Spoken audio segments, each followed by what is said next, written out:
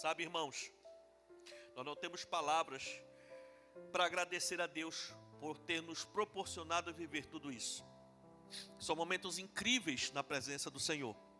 Mas também nós entendemos que existem momentos muito fortes, momentos muito perturbadores que acontecem na nossa vida. Crises, situações, perdas, traumas. E nós estamos na série Vencendo. Nosso tempo já está terminando, mas você não pode sair daqui sem essa palavra. Não se preocupe, não vou demorar. Salmos 137. Diz assim a palavra do Senhor: junto aos rios da Babilônia, nós nos sentamos e choramos com saudade de Sião. Ali, nos salgueiros penduramos as nossas harpas. Ali os nossos captores perdiam-nos canções. Os nossos opressores exigiam canções alegres, dizendo: cantem para nós uma das canções de Sião. Como poderíamos cantar as canções do Senhor numa terra estrangeira? Que a minha mão direita define, ó Jerusalém, se eu me esquecer de ti. Que a língua se me grude no céu da boca, se eu não me lembrar de ti, e não considerar Jerusalém a minha maior alegria. Lembra-te, Senhor, dos edomitas e dos que fizeram quando Jerusalém foi destruída, pois gritavam: arrasem-na até aos alicerces. Ó cidade de Babilônia, destinada à destruição. Feliz aquele que lhe retribuiu o mal que você nos fez. Curve sua cabeça, feche seus olhos, deixa eu orar ao Senhor. Meu Deus, hoje é dia de paz, hoje é dia de renovo, hoje é dia do favor do Senhor vindo sobre nós. Venha, Senhor, sobre nós, abra o nosso entendimento para nos entendermos a Tua santa palavra, no nome de Jesus. Se você crê, diga amém. O tema da nossa mensagem de hoje é vencendo a angústia. Diga comigo: vencendo a angústia. A angústia é um sentimento de tristeza profunda e contínua. É uma dor estranha que a gente não sabe explicar direito. É algo que fica ali, martelando, provocado por alguma questão. A pessoa angustiada é como se tivesse uma ferida interior que dói. E a pessoa não sabe direito o que é que ela está sentindo. Isso é angústia, e a angústia precisa ser tratada, porque se ela não for tratada, ela pode levar a pessoa para um estado a desenvolver uma doença chamada depressão. Então a pessoa que está angustiada, ela nem sempre está com depressão. A angústia, essa tristeza aguda, que baixa a autoestima da pessoa, que a pessoa fica ali, provocada por alguma coisa interna ou externa, ela leva a pessoa para o estado de depressão, se não for vencida. Por isso que hoje nós vamos falar sobre como vencer esse primeiro estágio da angústia. E a gente viu aqui que os salmistas estavam muito angustiados. E por que eles estavam angustiados? Porque o povo de Israel foi levado cativo para a Babilônia. E como vocês sabem, lá o povo de Deus ficou escravo, cativo por 70 anos. E esse salmo foi escrito justamente nesse período que eles estavam lá, cativos, escravos, numa terra alheia, numa terra estrangeira, debaixo de todo um outro sistema de adoração e de hábitos sociais totalmente diferentes daqueles que eles nasceram e viveram adorando ao Senhor em Jerusalém. Então eles estavam numa angústia tão grande que eles literalmente estavam perdendo o ânimo até de viver. Mas esse salmo mostra para a gente algumas estratégias muito poderosas que podem nos ensinar a vencer a angústia, esse momento tão forte. Então, como vencer a angústia? Em primeiro passo que a gente vê aqui, como você pode vencer a angústia? Em primeiro lugar, chore. É isso mesmo. O versículo 1 diz: junto aos rios da Babilônia, nós nos sentamos e choramos com saudade de Sião. Olha só, exército de homens descendo, porque eles desciam aos rios da Babilônia para buscar água para levar para os senhores deles. Então aqueles homens e mulheres desciam com tanta tristeza, com tanta amargura no coração, sentavam ao lado do rio e choravam, com saudade da vida que eles tinham, daquilo que eles perderam. Eles perderam a identidade, perderam a sua terra, perderam o local de adoração, perderam tudo, suas plantações, criações, a sua liberdade. Eles não eram mais livres, eles perderam tudo. E isso trouxe para a vida deles uma angústia tão grande, que eles sentavam junto aos rios da Babilônia e choravam, com saudade da vida que tinham. A angústia tem a tendência de nos fazer chorar, mas muitas vezes a pessoa está tão envolvida nessa tristeza que ela não chora mais.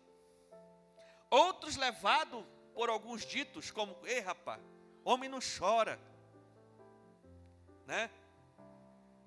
E qual é o perigo da gente não externar aquilo que a gente está sentindo no interior?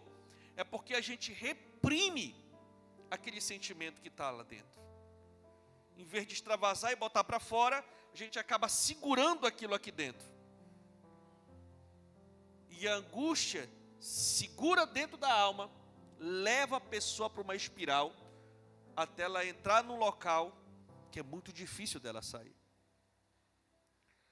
Sabe, irmãos, se você estiver angustiado ou no momento de angústia, não reprima seu choro não.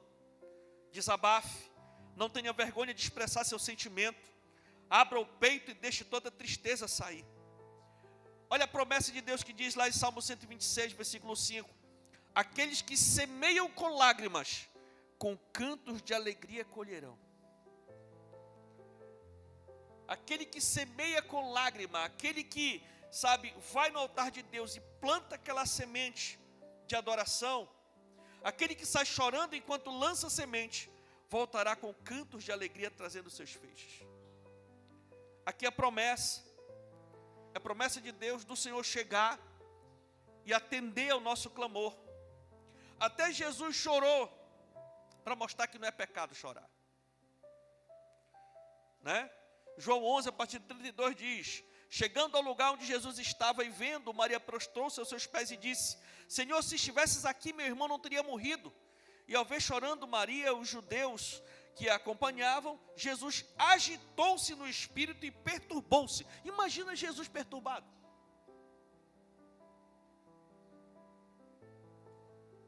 E aí ele perguntou: onde colocaram Lázaro? Venha aqui e veja, Senhor. Quando ele chegou no local, o que aconteceu? Pode colocar aí, meu filho. Jesus chorou.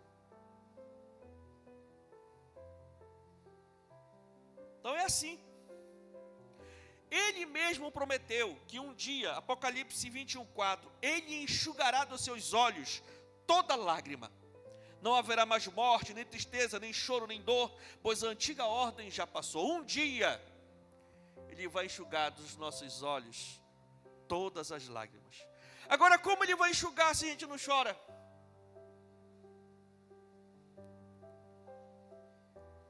Amém?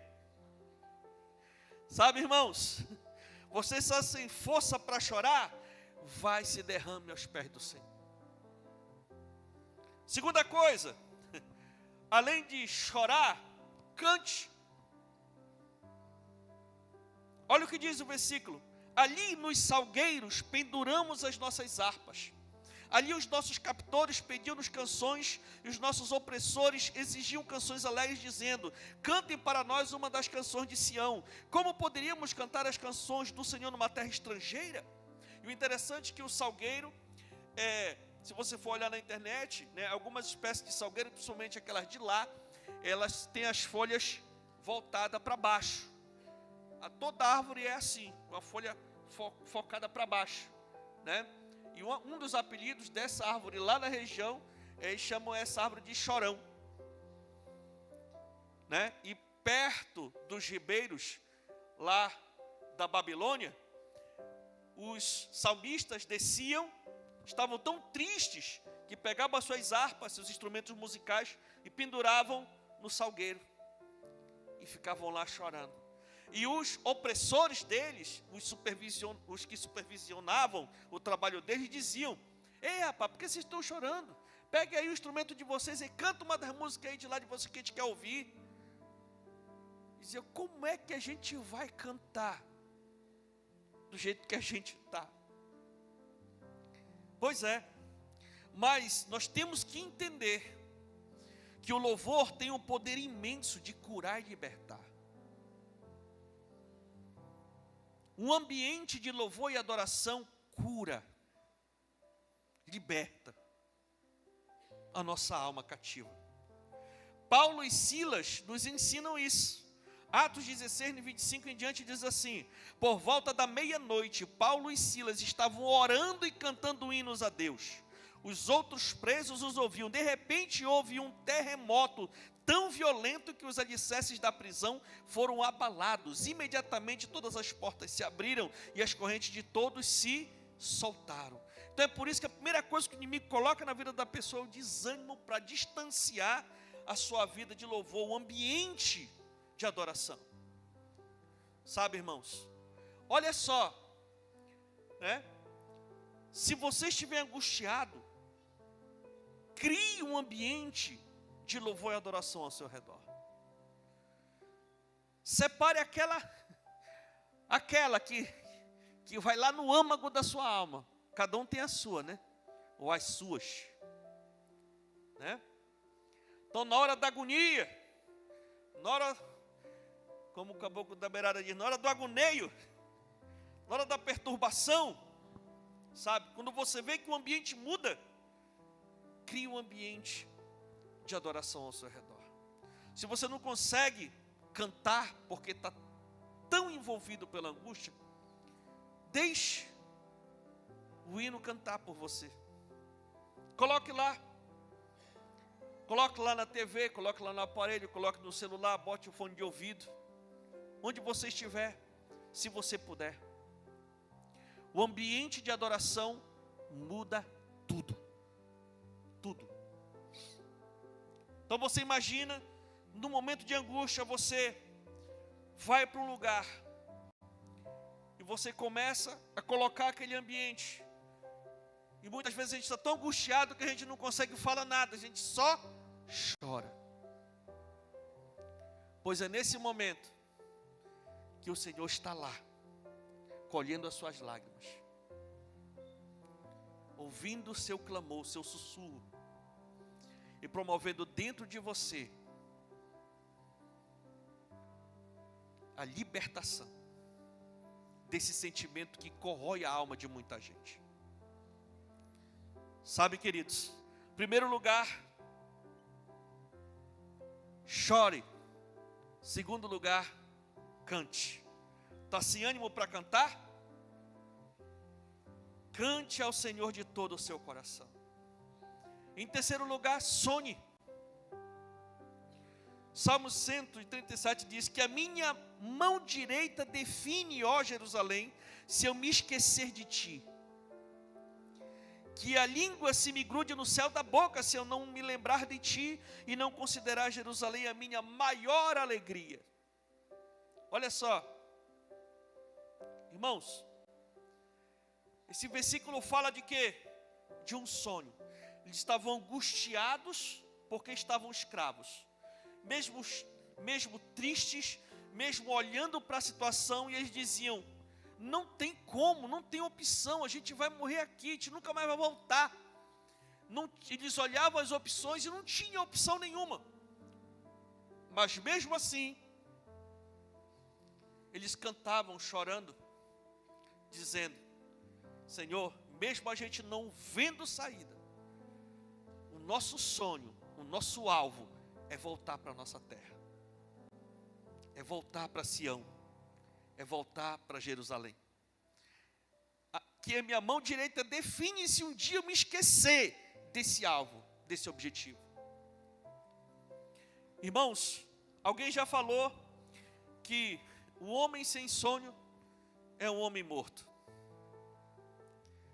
Nós precisamos de verdade de motivação, de um motivo para poder sair do lugar da angústia, sair do lugar da tristeza. Temos que estabelecer metas, objetivos. O sonho é um motivo de viver. Quando você sonha, você consegue visualizar o impossível. Por um ideal, a pessoa é capaz de fazer os maiores sacrifícios e realizar as maiores conquistas. Se você estiver angustiado, procure sonhar, criar expectativas de uma nova realidade e lutar pelo objetivo. Se não tem condições ainda, porque está tão envolvido no ambiente ali da angústia, se não tem como projetar, lembrar daquilo que Deus te falou a médio e longo prazo, faça um objetivo para agora, para hoje, para amanhã, para a semana que vem. Eu lembro bem que eu era criança e quando o papai saiu de casa, minha mãe ficou brutalmente espancada. Demorou 2 para 3 meses para ela recuperar, que estava com 6 meses operada de apendicite. E aí teve uma violência brutal dentro de casa. E a minha mãe realmente só não morreu por conta do plano divino. E ela demorou quase 3 meses para recuperar de tudo isso. E o meu pai foi embora. E ela ficou com 4 filhos para criar, sem condição nem de andar. Minha mãe passou 15 dias sem andar. E ela entrou num estado de angústia muito grande. Muito grande. Mas eu lembro dela chorando muito e pedindo para Deus: Senhor, eu preciso sair daqui, porque eu tenho 4 filhos para criar. Meus filhos precisam de mim. Me dê saúde e um emprego para me poder dar o que meus filhos precisam. Hoje eu entendo que a motivação que ela encontrou para sair daquele estado de angústia fomos nós, os seus filhos. Sabe? Para outros pode ser qualquer outra coisa, mas para ela saiu daquele estado porque ela colocou como meta não abandonar nenhum e criar todos. E ela cumpriu seu objetivo, para a glória de Deus. Teve muito trabalho, mas conseguiu. Então, nós precisamos de sonhos, precisamos de alvos, precisamos de objetivos na nossa vida. Estabelecer metas. E com a ajuda de Deus, isso vai motivar a gente sair do estado tão envolvido por aquela tristeza, aquela angústia tão grande, que a pessoa não tem mais ânimo para nada. Chorando aos pés do Senhor, ouvindo, sabe, manifestando um ambiente de graça, de adoração, e começando a lembrar das promessas de Deus, começando a lembrar, não, minha vida Deus não falou isso para mim, Deus me prometeu algo diferente. Então, se Ele prometeu, Ele é fiel para cumprir. Eu preciso sair daqui. Eu preciso sair dessa tristeza tão grande. Sair desse local. E Deus é fiel, meus irmãos, para nos ajudar a sair desse lugar.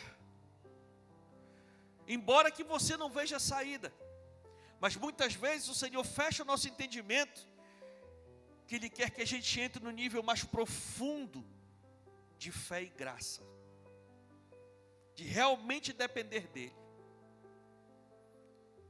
Meus irmãos, sabe, o tempo passou, e o que aconteceu? O povo continuou chorando, o povo continuou cantando, o povo continuou com a meta de voltar, os anos se passaram, trocou de rei. Rei Ciro estava agora governando o mundo. E aconteceu que ele ficou sabendo de uma profecia que foi escrita por um profeta chamado Isaías, há 100 anos antes dele nascer, dizendo que o imperador, Deus tinha separado o imperador para devolver o povo de volta para sua terra. Devolver os hebreus de volta para sua terra. Ele ficou sabendo disso, e ele disse, mas eu não entendo. Eu não entendo. Quem pode explicar isso para mim? Tem um cidadão, já está bem velhinho, está aposentado faz muito tempo, mas ele está vivo. E ele é expert nesse negócio. Quem é? É o Daniel. E o profeta Daniel foi chamado. Chegou lá já idoso, sentou. Meu rei, o que é isso aqui?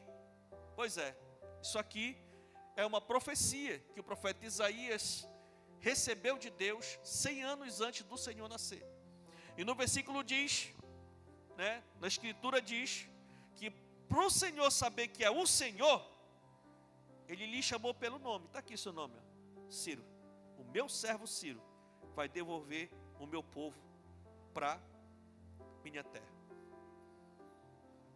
Pegou, olhou, se interessou muito, com certeza passou muito tempo, vendo e revendo, e Daniel ali.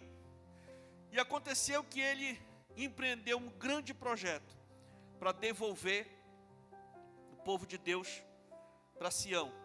Levantou o principal copeiro de confiança dele, um judeu chamado Neemias, e enviou Neemias com cartas e autorizações de soldados e materiais para reconstruir os muros de Sião. E ao mesmo tempo ele levantou um outro cidadão, um escriba chamado Esdras, para ir também para lá, para a Terra Santa, e reconstruir o templo. Com os muros e com o templo, a cidade estava pronta para receber o povo. E aí o povo voltou para a terra. Exatamente 70 anos depois que eles saíram de lá. Do jeito que a palavra foi profetizada, do jeito ela se cumpriu. E a história fala disso, não estou falando só da Bíblia. O interessante é que o rei Ciro, não só o povo de Israel, mas vários outros povos, ele também devolveu para as suas terras. Porque ele entendia que como administrador ele conseguiria ter mais sucesso, liberando o povo de volta para a sua terra, para o povo produzir e pagar o imposto para ele, do que ele ficar sustentando esse povo todo lá na terra dele. E assim foi. Então, no Salmo 126, aqueles cantores comporam outro hino e disseram assim: quando o Senhor trouxe os cativos de volta a Sião, foi como um sonho. Então nossa boca se encheu de riso e a nossa língua de cantos de alegria. Até nas outras nações se dizia: o Senhor fez coisas grandiosas por esse povo. Sim, coisas grandiosas fez o Senhor por nós, e por isso estamos alegres. Aquele coração cheio de angústia naquela terra estranha, chorou, cantou, manteve o sonho vivo. Deus os ajudou, e eles saíram dessa tristeza tão profunda, e quando eles chegaram na terra, era como se fosse um sonho. Eles não estavam acreditando, voltando para aquilo que era seu. E eles se estabeleceram novamente, a alegria brotou de volta aos seus corações, e eles reconheceram que o Senhor que os ajudou a sair daquele estado tão terrível.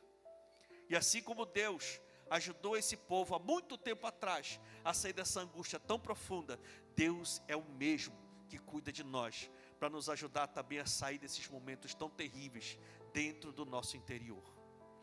Sabe, queridos, talvez, de repente, em algum momento, você pensou até que Deus se esqueceu de você, mas Ele nunca esquece. Nunca Ele esquece. Salmo 121, 4 diz: o Senhor o protegerá de todo mal. O Senhor protegerá a sua vida. O Senhor protegerá a sua saída e a sua chegada, desde agora e para sempre. Então, queridos, se você estiver angustiado, não deixe de chorar para desabafar toda a tristeza. Não deixe de cantar para buscar alegria em Deus e de sonhar em busca de esperança. Não deixe de sonhar. Essas 3 ações vão fortalecer a sua vida.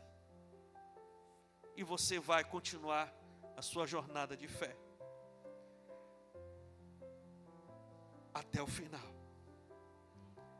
Sabe, irmãos, está lutando contra a angústia?